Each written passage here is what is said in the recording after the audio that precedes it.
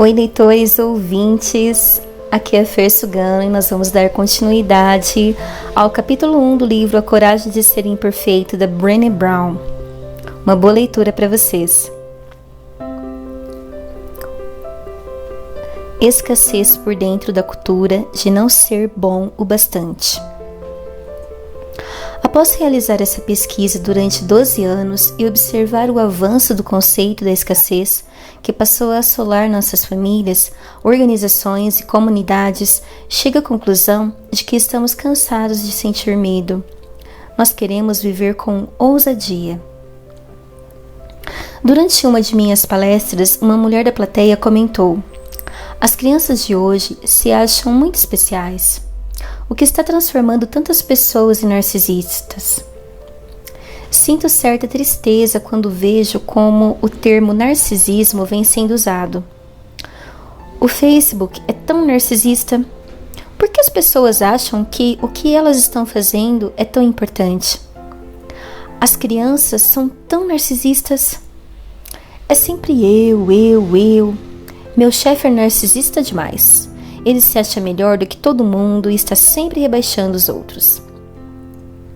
E enquanto os leigos usam narcisismo como um diagnóstico que serve para tudo, desde a arrogância até o comportamento rude, os pesquisadores e profissionais ligados à saúde física e mental estão tentando a elasticidade do conceito de todas as formas imagináveis. Recentemente, um grupo de pesquisadores fez uma análise em 3 décadas de canções que chegaram ao topo das paradas de sucesso. Eles registraram uma tendência estatística significativa para o narcisismo e a hostilidade na música popular. Em consonância com a hipótese, encontraram uma diminuição expressiva do uso de nós e nosso, em um aumento do uso de eu e meu. Uma pausa.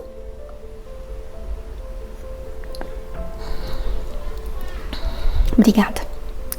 Os pesquisadores também relataram um declínio das palavras relacionadas à solidariedade e emoções positivas, em um aumento das palavras relacionadas à ira e comportamentos antissociais, como ódio e matar. 2 pesquisadores da equipe, Jean Twenge, acho que é esse o nome, e Keith Campbell, autores do livro The Narcissism Epidemic, a epidemia do narcisismo, argumentaram que a incidência do transtorno de personalidade narcisista mais que dobrou nos Estados Unidos nos últimos 10 anos. Então é isso? Estamos cercados de narcisistas? Nós nos transformamos em uma sociedade de pessoas egoístas e pretensiosas que só se interessam por poder, sucesso, beleza e em se tornarem importantes? Será que estamos com um ego tão inflado que acreditamos ser superiores, mesmo quando não estamos contribuindo com nada relevante nem produzindo algo de valor? Se você é como eu, provavelmente estará refletindo um pouco e pensando: sim, o problema é exatamente esse. Não comigo, é claro, mas em termos gerais, essa parece ser mesmo a situação.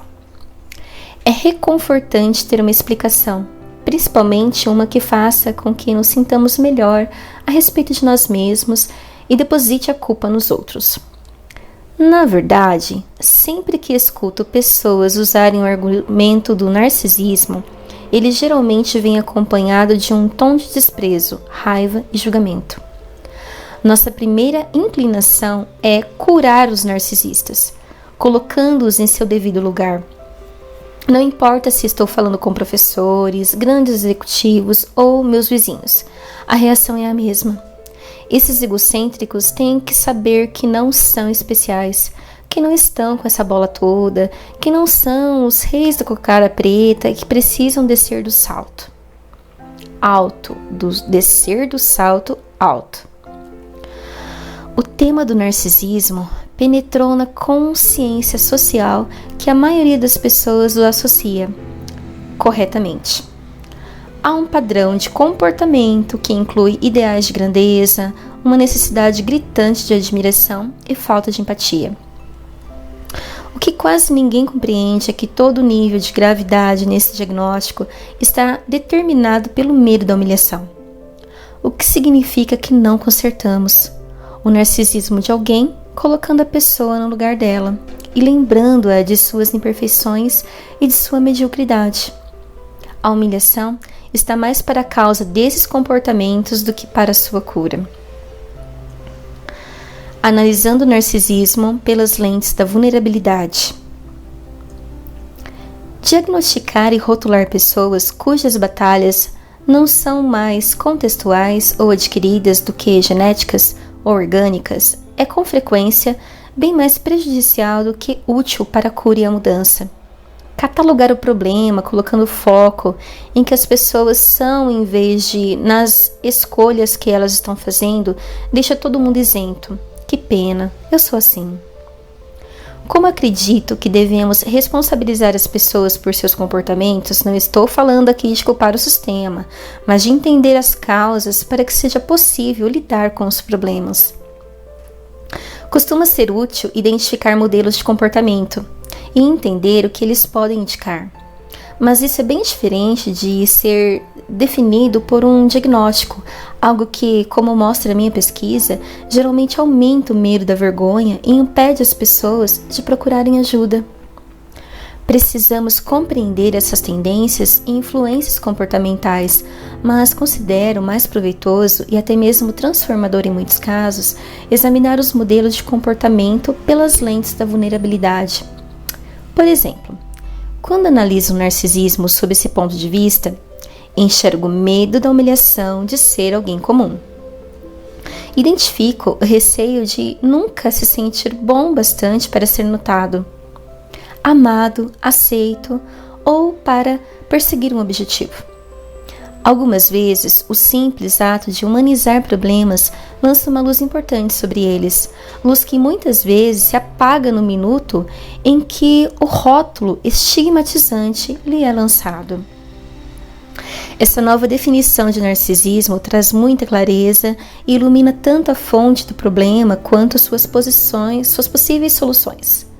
Consigo ver com nitidez como e por que cada vez mais pessoas se esforçam para tentar acreditar que são suficientemente boas.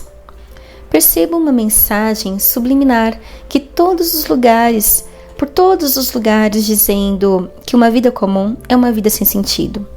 E noto como as crianças que crescem no ambiente de reality shows, culto à celebridade e mídia social sem controle, podem absorver essa mensagem e desenvolver uma visão de mundo completamente distorcida. O meu valor é dado pela quantidade de pessoas que curtem minhas postagens no Facebook ou no Instagram. Pelo fato de sermos todos suscetíveis à propaganda de massa que deflagra tais comportamentos, essa nova lente de observação remove a oposição. Nós versus aqueles malditos narcisistas. A vontade de acreditar que o que estamos fazendo tem importância é facilmente confundida com o estímulo para sermos extraordinários. É sedutor usar o parâmetro do culto à celebridade para medir a significância ou insignificância de nossas vidas.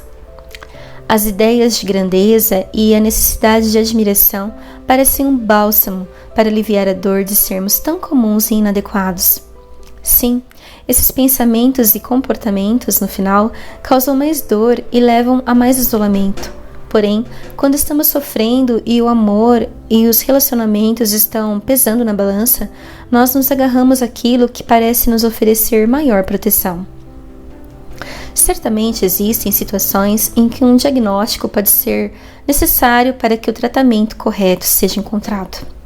Mas todo mundo também pode ser beneficiado pela abordagem dos conflitos através das lentes da vulnerabilidade. Sempre é possível aprender alguma coisa quando consideramos as questões a seguir. 1. Quais são as margens e as expectativas que definem a sociedade em que vivemos?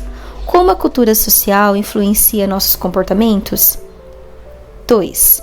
De que maneira as dificuldades que enfrentamos produzem comportamentos cujo objetivo principal é nos proteger? 3. Como nossos comportamentos, pensamentos e emoções estão relacionados à vulnerabilidade e à necessidade de um forte sentido de valorização?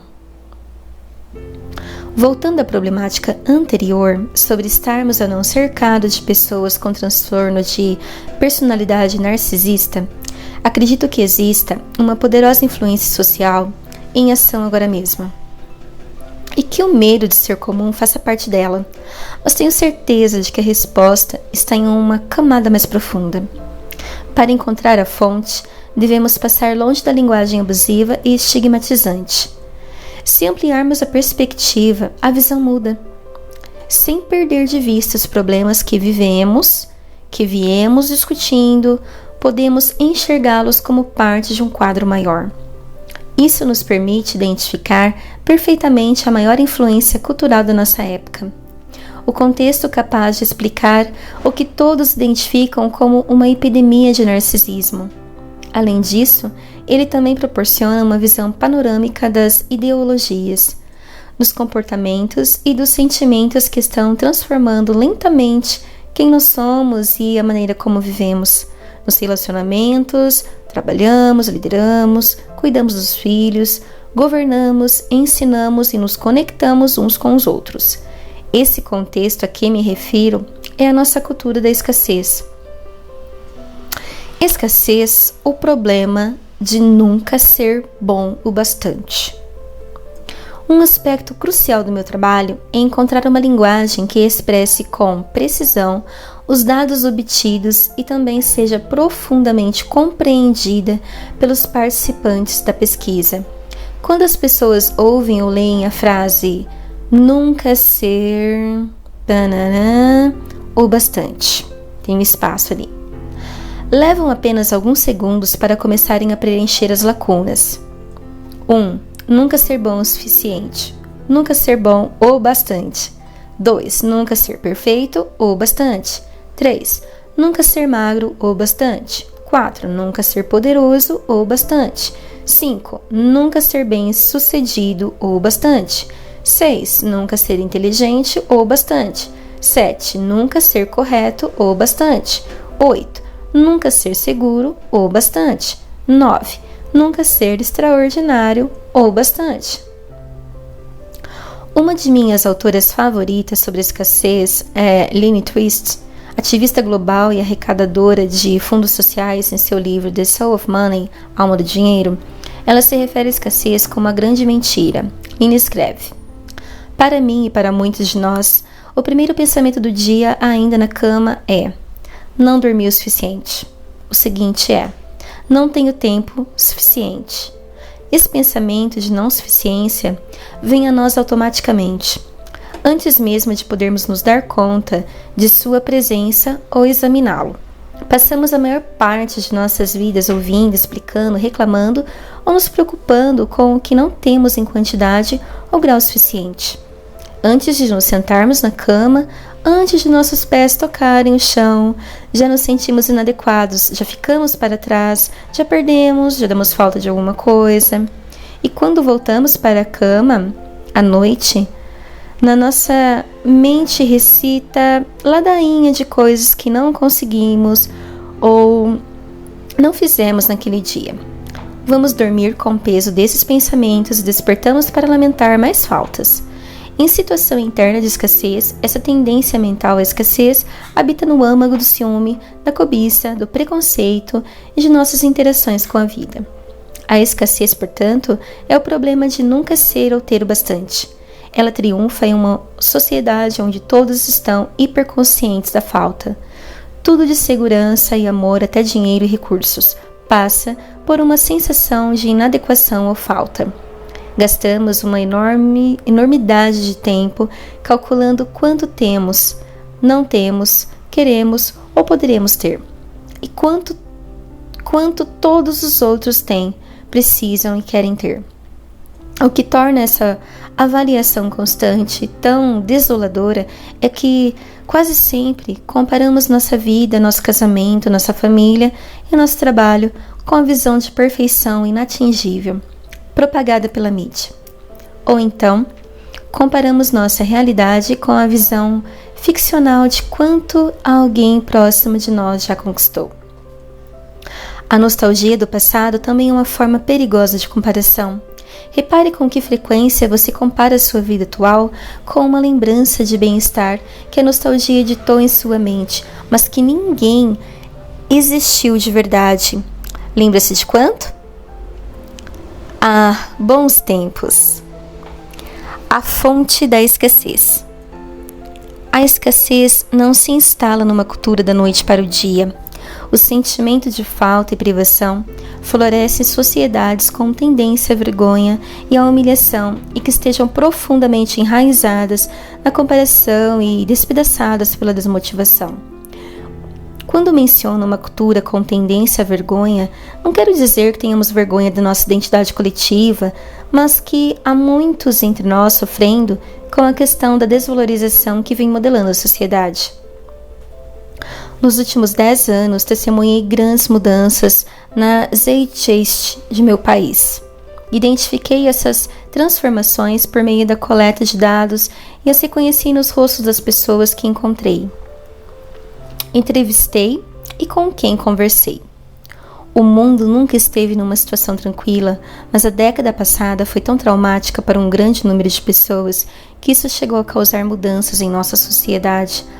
Passamos pelo 11 de setembro, por várias guerras, recessão, desastres naturais, de enormes proporções e pelo aumento da violência gratuita e dos assassinatos em escolas.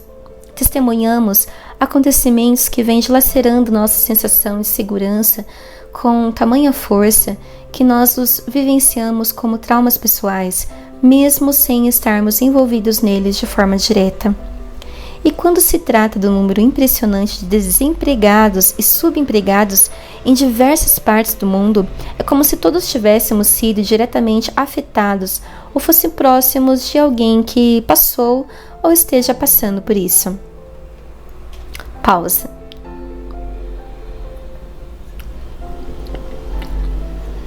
Obrigada.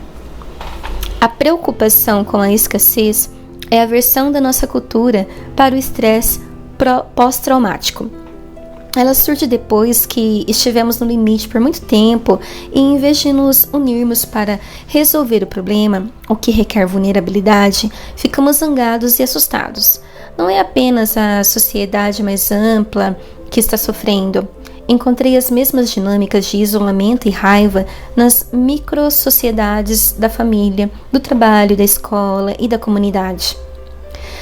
Em todas elas, compartilham a mesma fórmula de vergonha, comparação e desmotivação. A escassez encontra terreno fértil nessas condições e as perpetua, até que uma massa crítica de pessoas começa a fazer escolhas diferentes e a remodelar os contextos menores a que pertencem. Um modo de pensar sobre os 3 componentes da fórmula da escassez e a maneira como eles influenciam a sociedade é refletir sobre as questões a seguir. Enquanto estiver lendo as perguntas, tenha em mente todos os ambientes, os sistemas sociais dos quais você faz parte, seja ela em sala de aula, em família, na comunidade ou talvez em sua própria equipe de trabalho. 1. Vergonha. O medo do ridículo e a depreciação são usados para controlar as pessoas e mantê-las na linha. Apontar culpados é uma prática comum? O valor de alguém está ligado ao sucesso, à produtividade ou à obediência? Humilhações e linguagem abusiva são frequentes? E quanto ao favoritismo, o perfeccionismo é uma realidade? 2. Comparação. A competição saudável pode ser benéfica, mas a comparação e disputa o tempo todo, velada ou abertamente?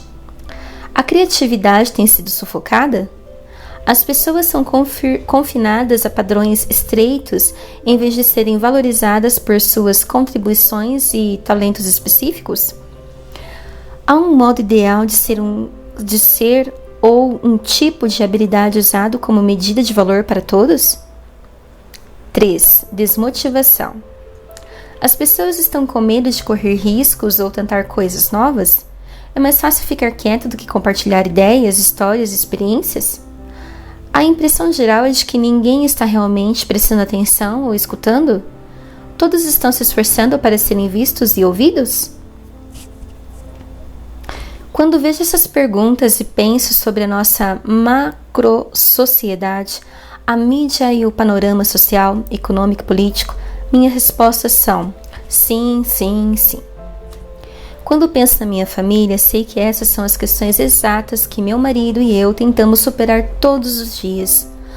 Uso a palavra superar porque desenvolver um relacionamento, criar uma família, implantar uma cultura organizacional, administrar uma escola ou promover uma comunidade religiosa, de um jeito que seja fundamentalmente oposto às normas sociais governadas pela escassez, exige consciência, compromisso e muito trabalho todos os dias. A macrosociedade está sempre exercendo pressão sobre nós e, a não ser que tenhamos vontade de recuar e decidir lutar pelo que acreditamos, o estado permanente de escassez se torna o modus operandi. Somos convocados a viver com ousadia cada vez que fazemos escolhas que desafiam o ambiente social de escassez. O oposto de viver em escassez não é cultivar o excesso. Na verdade, excesso e escassez são dois lados da mesma moeda. O oposto da escassez é o suficiente, ou o que chama de plenitude. Em sua essência, é a vulnerabilidade, enfrentar a incerteza, a exposição e os riscos emocionais, sabendo que eu sou o bastante. Se você retornar aos 3 blocos de perguntas sobre escassez e se perguntar se desejaria ficar vulnerável em algum contexto definido por aqueles valores, a resposta para a pergunta de nós é um sonoro não. Se você se perguntar se essas condições o levam a desenvolver o amor próprio e a autovalorização, a resposta é não, mais uma vez.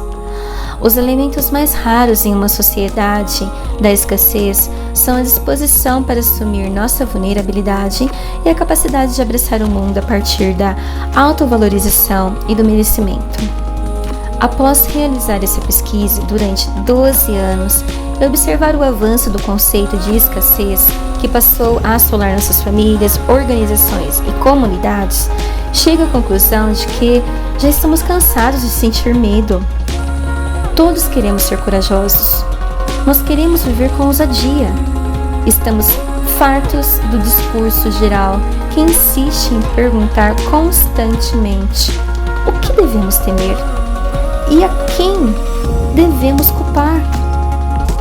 No próximo capítulo, conversaremos sobre os mitos da vulnerabilidade que abastecem a escassez e sobre como a coragem começa a abrir caminho quando nos mostramos e nos permitirmos ser vistos. Um abraço, queridos leitores, e até o próximo capítulo.